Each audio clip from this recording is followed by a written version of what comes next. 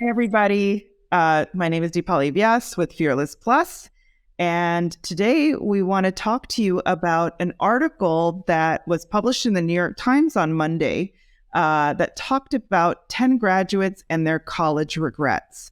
And I'm here today with my co-founder, Mike Grushin, and our very own Todd Alessandro from the Department of Education, that we would love to have, a robust conversation, but different points of views on how everybody thinks about this. And one of the reasons why we wanted to bring this up is this article was a little different. There are always articles that come out of opinion pieces and other media outlets that are sort of feel good, right? You get these feel good sound bites and insights from graduates and all of this, but this was so different, and it really kind of hung around the air of betrayal. These graduates talked about financial ruin, gaping holes in their education, and sort of the stress factors of it. So I thought it was interesting, and the reason why Fearless is interested in these topics is to be a resource for not only these students that think that they don't have options or they might not have options, but also the educator community and clearly our parents that are also grappling with these types of, stressful moments and topics and things like that. So maybe I'll jump in here. So quick introductions. So Deepali, our amazing CEO of FearlessPlus, 20 plus years of experience in executive recruiting. I'm Mike Grushin, 25 years of working in technology, the last 15 in sports technology. So I did not hire as many people as Deepali, but I've hired a few of them. Deepali is a parent. I am a parent. Todd is a hopeful parent. He'll talk about it separately. And one of the ways that we're connected with Todd is an educator. He'll talk about himself in a second. And we discuss all of these topics because Todd is in high school. Okay, Todd, introduce yourself, please. So I'm Todd. I'm an administrator with the New York City Department of Ed, specifically in District 75, which focuses on students with IEPs, what we used to call special education students. And first of all, thank you guys for having me. Second, I think why this article is so important for educators to read and for parents to read is it's speaking to the uniqueness of each of these stories, right? And it's something that often gets lost in general education, right? In the general classroom that you walk into in any high school across America, where everyone's receiving the same message. Everyone must address these standards. And we forget about the special part of each student, right? That's why I love special education, because we spend the most time learning about skills, about learning habits, about what's next, right? And Deepali, we speak about this often. The idea that every high school student must end up in a four-year university, where did that come from? Could it be the student loan people? Could they be the people that originated that? Rather than what I think we're seeing the tide turn towards now is, what's your interest? What's your skill set? What's affordable? And, what's your long-term goals? Is it going to take you 5 or 10 years to identify what career you want to end up in, or to travel the world and determine what major you want to follow? So I think it's just honest. It cuts down a lot of the BS we see that gets standardized in high school communication. So I think the New York Times did a great job here. Yeah. And I think part of our mission is that, creating awareness, right? We're not talking about the Fearless playbook and what we offer. Setting that to the side, the comments that I got in my LinkedIn was the appreciation for normalizing a diversity of options. And I don't think we do that, too systematically in the education system, as you said, right? I mean, you happen to be in a very special district that has these individualized plans, but I think we take a one-size-all approach when it comes to, oh my gosh, right after high school, it's, college, apply for college. And if you don't land your dream school, then, you don't have a lot of options, or your fallback options aren't as good. And I think what's not happening ahead of that, and Mike, you're in those conversations with your son being 15, and I'm starting to have those conversations with my 12-year-old, where I am normalizing to him that I will not obsess over a college option. And in fact, I'm giving my son the narrative of, it's okay if you don't go to college. I would love for you to take a gap year. I'd love for you to, do something that will be interesting and kind of shape, your life choices. And I'm okay with that. And by the way, I'm coming from a 4-year plus master's education. It is hard to peel back those layers. And you're also an immigrant, right? Like an immigrant Indian mother, which is very close to a Jewish mother. Exactly.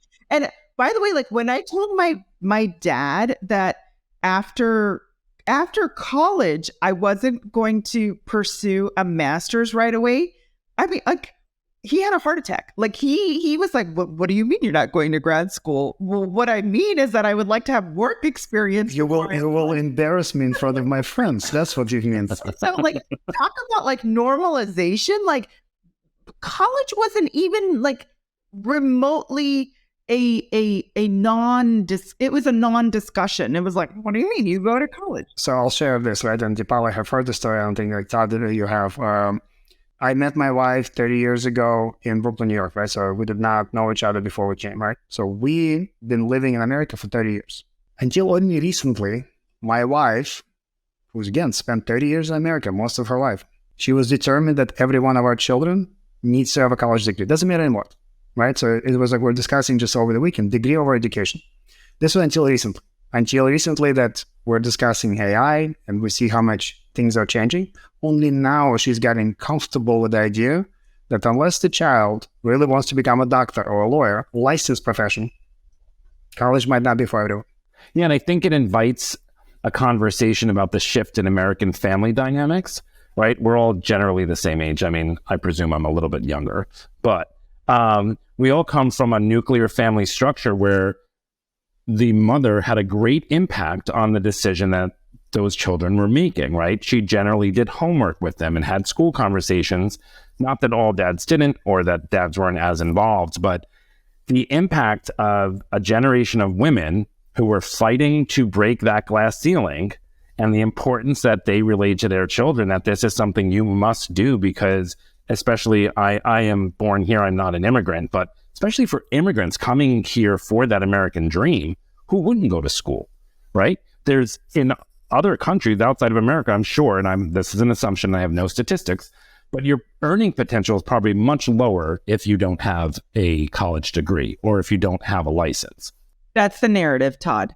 And that's changing. And I'll tell you that from my, sort of my day job of being in recruiting for 25 years, that is changing because when you look at the Googles and Facebooks and Ubers and Microsofts of the world that have deliberately gone out and said, we do not require college degrees, that means you, Todd, and the students that you're teaching can graduate high school, go to a boot camp, get a certification, and apply for those jobs. So a standard college 4-year degree is not required.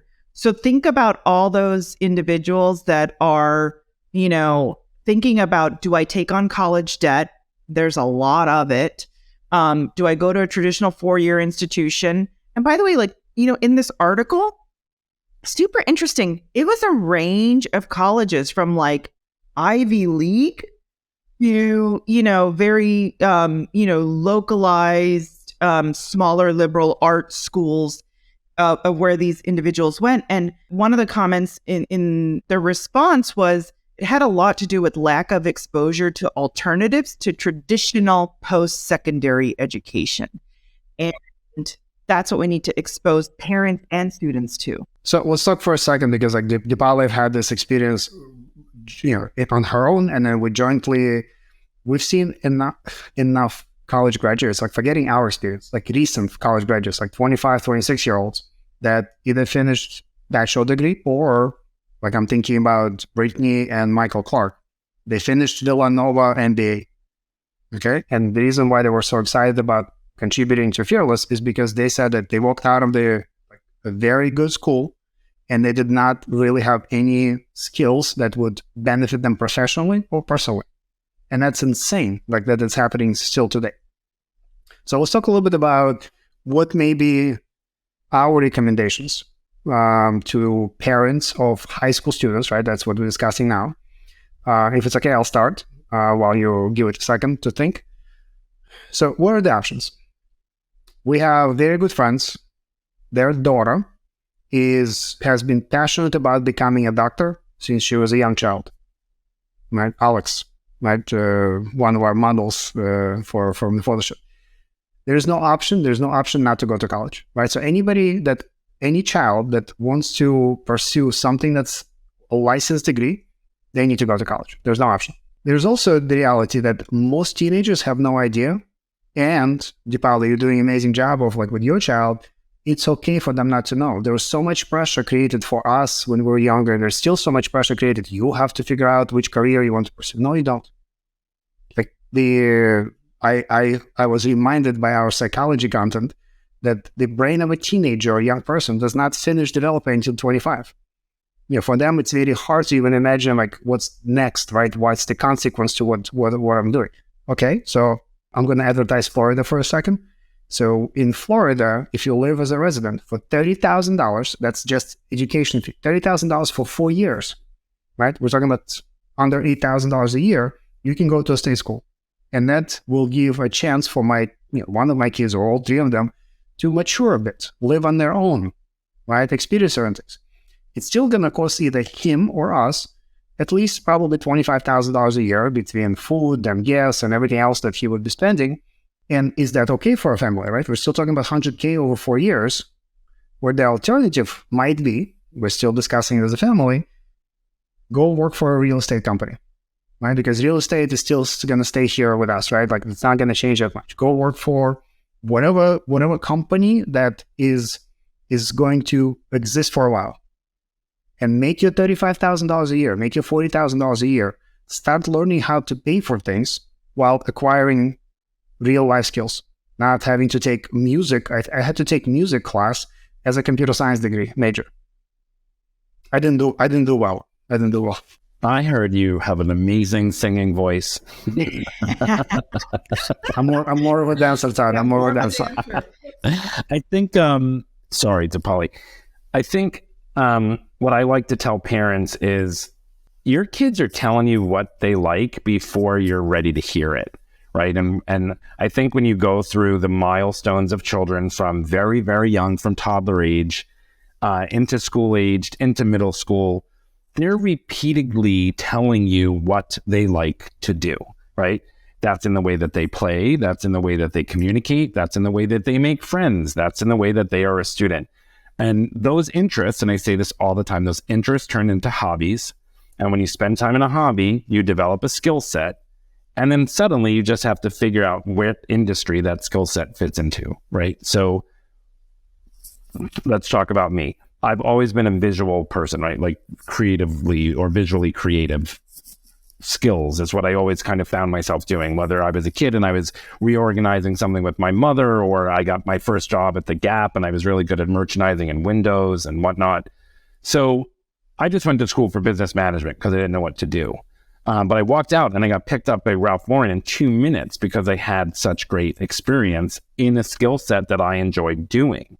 So I think if we teach kids to explore what careers exist around the skill set that holds your interest, they'll have a lot easier time identifying what the next step is. And like you said, Mike, maybe that is working for a couple of years or finding an income source that's not traditional, right? Maybe it's not student loan and 4 years of college, but if that's working at the Gap and figuring out your creativity as far as like visual merchandising or interning, at a software design company and figuring out how that tickles your creativity. I think there's no rush. And I think earlier you were saying that mind matures in the mid-20s, right? They're pushing that, the limbic system is what in the cognition part of learning, they're pushing that into your early 30s now. And they're blaming you two parents. They're blaming parents because they think that parents are guarding their children from real life, right? You should know what it feels like to fail. You should know what it feels like to make a mistake. You should know what it feels like to recover, to get into something and say, whoops, I shouldn't have done that. Let me reposition and refocus. The things I think the three of us probably do on a daily basis, right, in our businesses and our careers. Kids should be doing that all the time. And I think if everybody just were to slow down, parents included, and spend more time organically letting children be children, develop, and find their interest levels when they got to 18. For some reason, 18 is the year where everyone's got to know what they're supposed to be doing. And I think it's ridiculous. So I have actually three sort of like topics to cover. Mike, what you said about, what I would do, I can be very prescriptive about this. If I was a parent today, which I am, of a young, teenager that's thinking about life and whatever, number one, dinner table conversations around what are your interests, what are your passions, what are your strengths? And the idea that parents can normalize the conversation around let's play to your strengths. You don't like music? You don't need to be going to a college that absolutely requires music class. My son right now is at a private school and they require chorus. He hates it. He hates it every single day he has to do it. And it's a waste of talent for him. He would much rather be learning something else than doing that. I have a deep appreciation for well-roundedness, but there's also a deeper appreciation for, doing things that are things that you will enjoy and like play to your strengths. And you can learn about other things on sort of your own time, right? So for us, second thing, so the dinner table conversation. Second thing is parents, you have a network in your 5 or 10 mile radius of friends that may be in different industries. Figure out how those parents can be informal mentors to your children. And so that's prescriptive, right? Your kids don't have to have a weekly phone call with them or anything like that. But every once in a while, rely on them as sort of their board of advisors. I always tell, students, like, pick 5 people as your board of advisors. Pick a cheerleader, pick a critic, pick someone that you're intellectually curious with, so on and so forth. So there's like 5 personality types that they're looking for, but you should be able to utilize your network. And so that's sort of the prescriptive things that I would do for with parents at this time. The second thing that I wanted to talk about that Mike said was, you're talking about a career in medicine like that, like Alex is, right? I think what we have done as a society is glamorize certain professions, doctor being one of them. And I think that everyone, certainly, look, they're saving lives. They are extremely valuable humans in our, ecosystem here.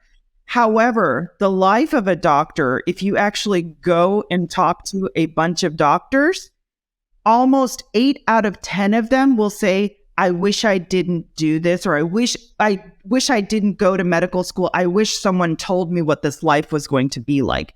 And the thing is, there's this disillusionment around medicine in general. But like, Mike, what I would advise Alex to do is like, look at what a physician's assistant does in anesthesiology. When they come out, they're making $180,000. They have a 9-to-5 work-life balance, and they still are close to medicine. And there are options versus, drowning in debt with med school and whatever. I'm not saying that, medicine is not a great career choice. It's a fabulous choice, but the mental preparation and the endurance has to be talked about, because right now I have a lot of doctors in my network that are absolutely miserable mentally, although their profession is rewarding overall. So that's another thing where, being prescriptive about seeking out what does that profession really mean. And we hope at Fearless to be a resource in career navigation in a lot of these industry verticals. And then the last, topic that I wanted to talk about was sort of that playing to your strengths. And that's where that normalizing those diversity of options really has to be, well thought out. And I think a lot of times, I'm a parent, my parents are immigrants. Parents, it's okay. You don't know what you don't know, right? And you don't know what's out there. And so you are going to have to look for resources. And there are great resources like, Thrown and Flown for, parents that are sending off their kids to college. There are other resources that are available. And I think we just have to do our part in researching those. And Fearless is doing their part in providing those resources as well. So maybe I'll take a second so I'll throw out a thank you to Dave Eugen for introducing us to this High Point University. And we love their slogan and the focus, the premier life skills university. And I'm not going to go into a lot of the detail, but this is all about preparing kids, young professionals for success. Presentations, how to conduct a business dinner or lunch, how to prepare your LinkedIn or Fearless resume, right? So there are universities, but there are not that many of them.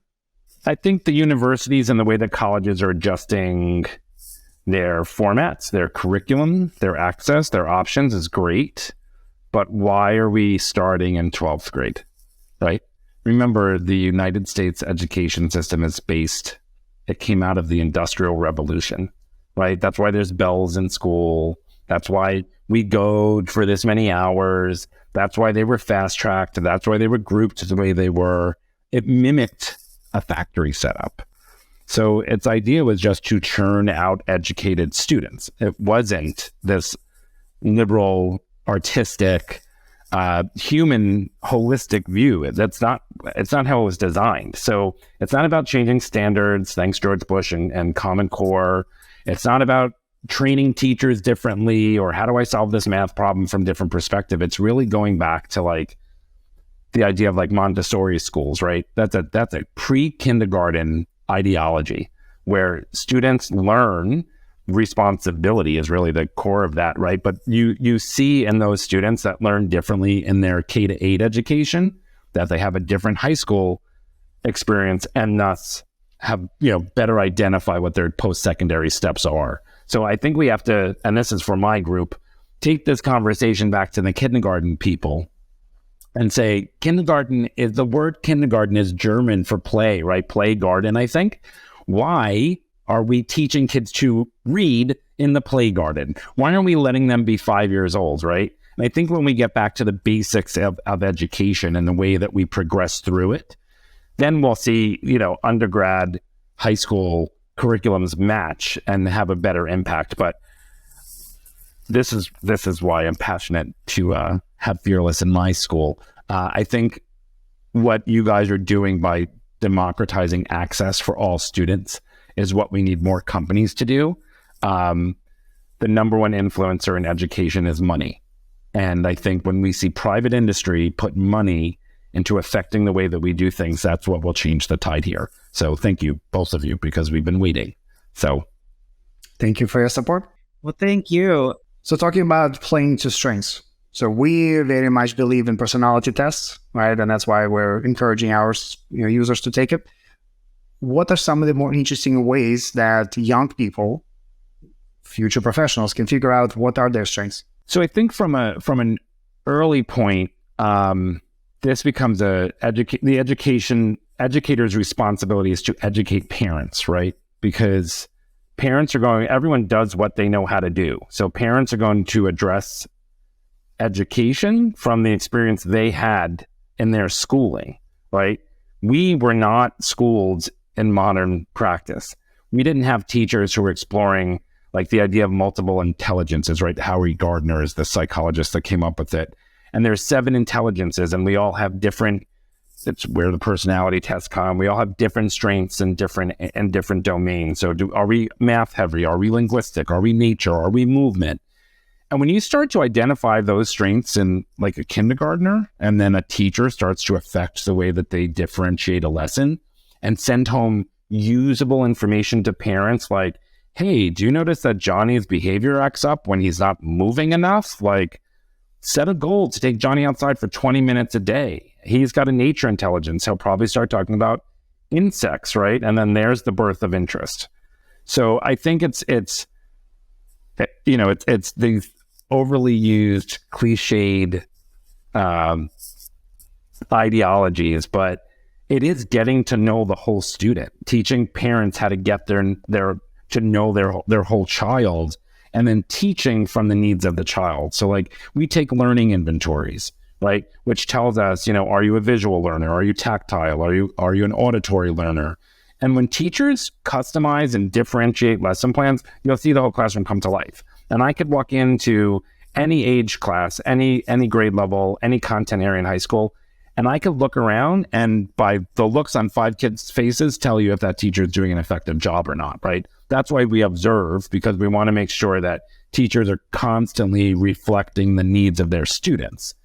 But if you don't assess, right, you don't get a good hold on the way that your students like to learn to then adjust the way that you're providing activities, how do you expect your outcomes to change? Sure, they might get 80s and 90s, but anybody can memorize content.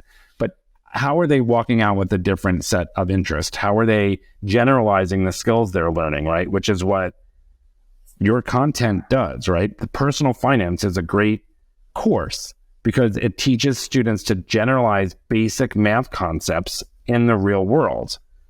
Everyone knows how to add by high school, hopefully.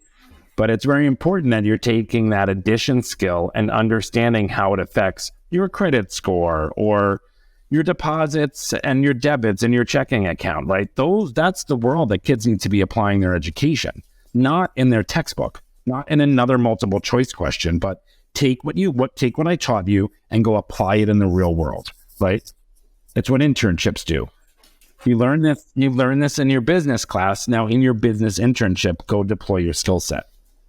And maybe for the next conversation, we can talk about AI and the personalization aspect of it, right? Because I can certainly see how difficult it is for one teacher to personalize it for 25, 30 kids. I was thinking the same thing. Right, where what we're seeing, that what most people are seeing now, like, people in technology have been seeing some of it for some time now, but now the personalization is no longer just about which advertising you see on your Instagram feed that's personalized to you. It's now we can adjust and we can personalize the educational aspect of it. So it's more challenging for some that can handle and less challenging. And the way that in our world of Fearless, as we think about this, AI is not going to replace humans. It's going to enhance our ability to be better. Well, I was just thinking when Todd said, going from the Industrial Revolution, we've always talked about there needs to be a disruption of the K through 12 system in a way that maybe we introduce assessments much earlier and group those visual learners, group those auditory learners, group those, whatever type of learners into that funnel so they, what I say is operate at the top of their license, right? They're really good at that. Let's make them better at that. And that goes into sort of playing to their strengths.